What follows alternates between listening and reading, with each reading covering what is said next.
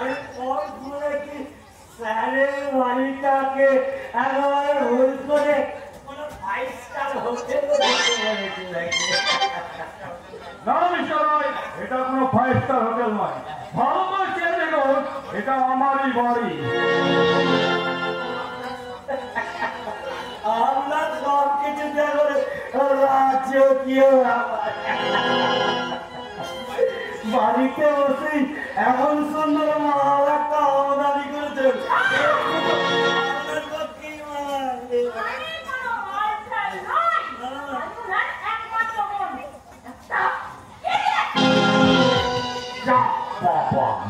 আমি তো সবার সব মেয়েকে মাল বলে জানি, কোনটা কার মন আর কোনটা কার মাল আমি কি করে জানবো?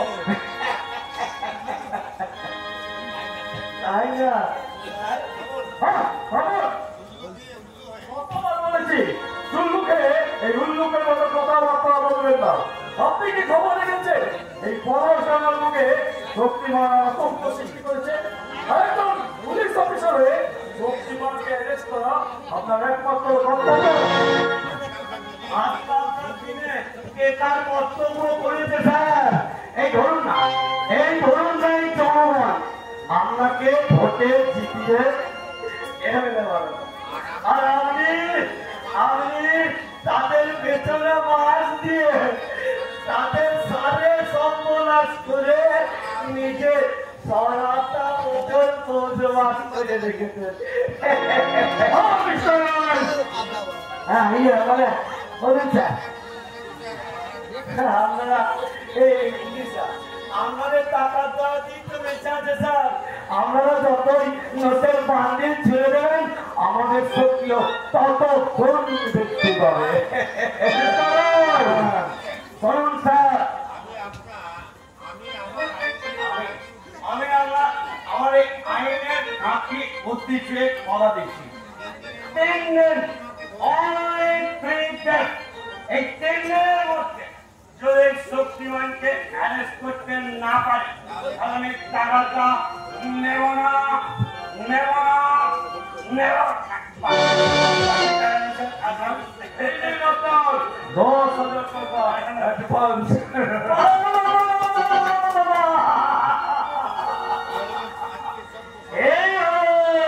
আজকের সভ্য সমাজের জ্বলন্ত নিদর্শন এটাই তো হলো আজকের এই স্বচ্ছ ভারতের বাস্তব চিত্র।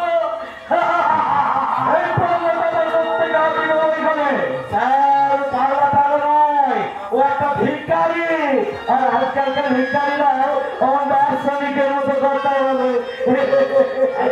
বলবি তো বাবু, বলবি তো, এই ভিখারিরাই তো ওই সমাজ দর্শনটাকে ভালো করে দেখেছে। এই দেশের নেতা মন্ত্রী মামলাদের কোটি কোটি টাকা ওই সুইচ ব্যাংকে পড়ছে। তবে এই দেশের অধিকাংশ মানুষ দুবেলা পেট ভরে খেতে পায় না। বড় লোকেরা তাদের ছেলে মেয়েদের বিয়েতে কোটি কোটি টাকা খরচ করছে, আর ওই ছেলে মেয়েদের বিয়েতে বেড়ে যাওয়া লাখ লাখ টাকা খাবার আমাদের মতো ভিখারিদেরকে না দিয়ে ফেলে দিচ্ছে ওই ডাস্টবিনে কুকুরদের জন্য। আরে যে সমাজে মানুষের থেকে কুকুরের কদর বেশি, সে কেমন সভ্য সমাজ বলতে পারেন তো বাবা? দূর হয়ে যা এখান থেকে,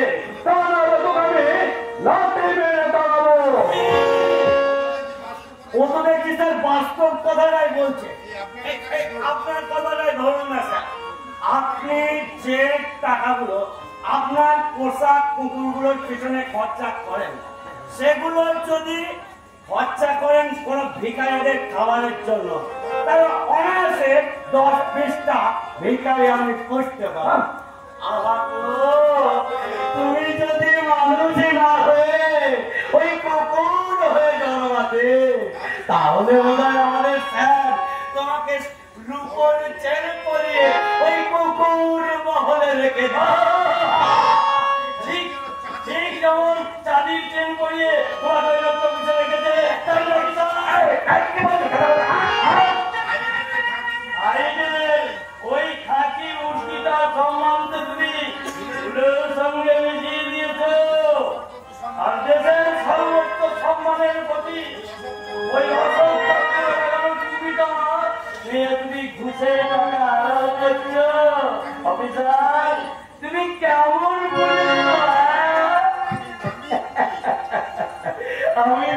আমি পুলিশ আর আমি যদি সত্যিকারের পুলিশ হতাম না তাহলে তোমাকে এইসব আজে বাজে কথা বলার জন্য অ্যারেস্ট করে দিতাম তাহলে তো সবার আগে এই লোকটাকে অ্যারেস্ট করা দরকার না এই লোকটাকে কারণ এই লোকটাই তো কিছুক্ষণ আগে ওই বেআইনি কারবার চালিয়ে যাওয়ার জন্য তোমাকে ঘুষ দিয়ে কিনতে চাইছিল তাই না তুই জানিস তুই কার সামনে দাঁড়িয়ে কথা বলছিস আমি দুটো মেরে হাত বন্ধ করতে চাই না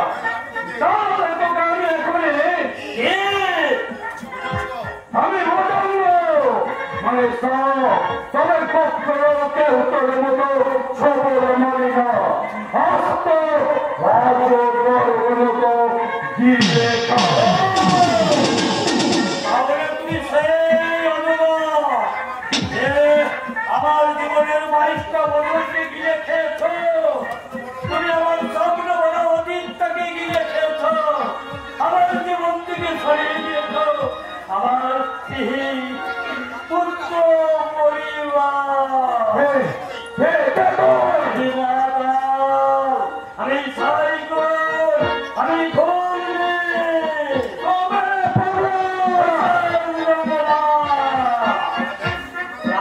চক্রবন্ধ গতিতে উল্টে চৌরি ওঠো আলোচনার শিখছে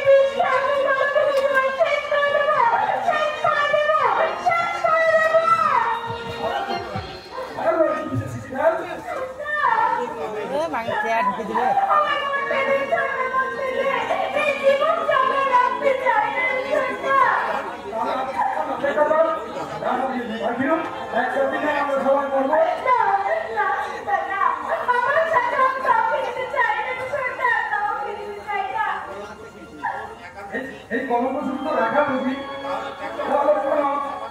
কেন আমাদের সমাজে মুখ লুকিয়ে চলতে হয় কেন সন্দেহের পর ঘরের বাইরে ফেলতে হয়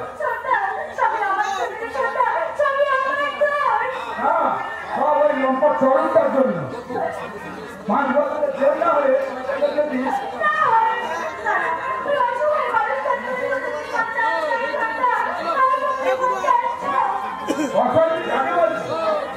ভালোবাসা সেটা নিয়েছে তোর জীবনটাকে নষ্ট করে দিয়েছে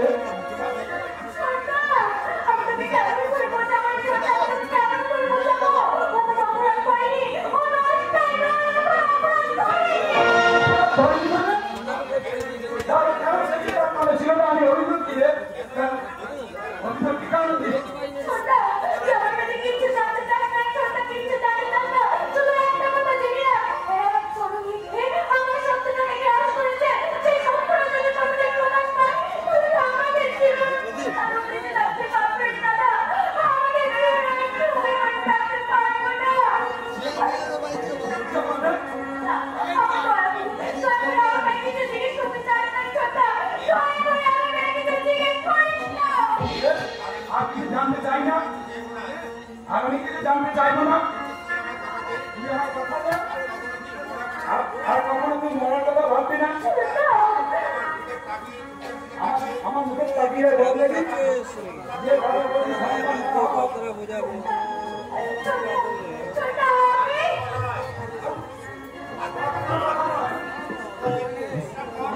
বিশ্রাম কর। বৌদি বলছিল ঘরে চালডাল বানান কর। আমরা মোড়ের দোকান থেকে সন্ধ্যে নিয়ে এসছে, কেনাকাটা করে নিয়ে আসি। কেমন?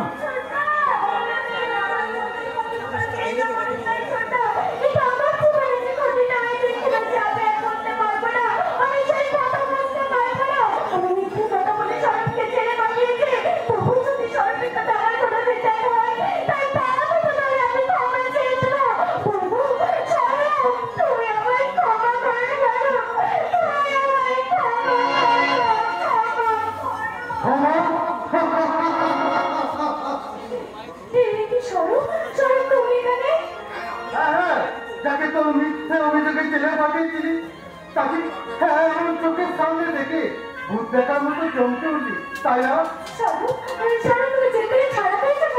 আরে ছেড়ে দে রতন শালা, আমি তো জেল থেকে পালিয়ে এসেছি। তাতে তোর কি আছে জানি?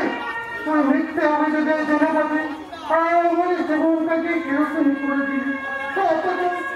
অথচ তুইও জানিস আর আমিও জানি যে আমি নিরপরাধ। তবু মিথ্যে প্রমাণে দেখাইনি আর আমাকে জেলে যেতেই হয়েছে। না, অপরাধ না করে আমি জেল থাকতে পারতো নই। তাই তো তোকে আমি বোঝাতে এসেছি যে বলাৎকার কাকে বলে।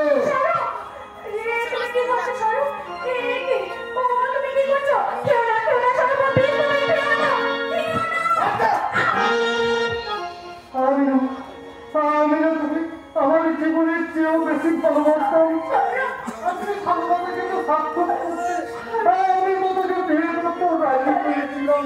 তাও কেন তুই আমার সাথে বেইমানি করলি? এই বুঝি আমার ভালোবাসার প্রতিদান।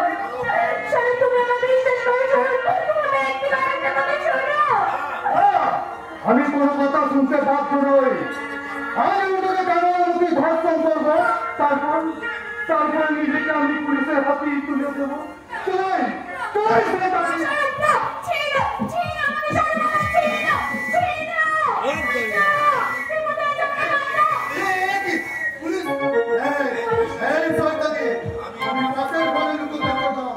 পুলিশকে যদি তুই আমার কথা বলে দিস তো তোকে রেখে দেবো।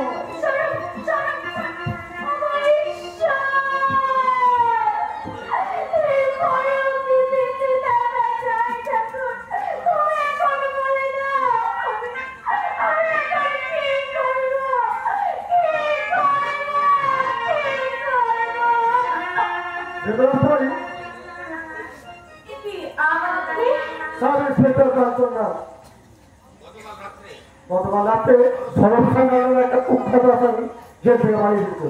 কিন্তু পাবলিকের উপর কিছুক্ষণ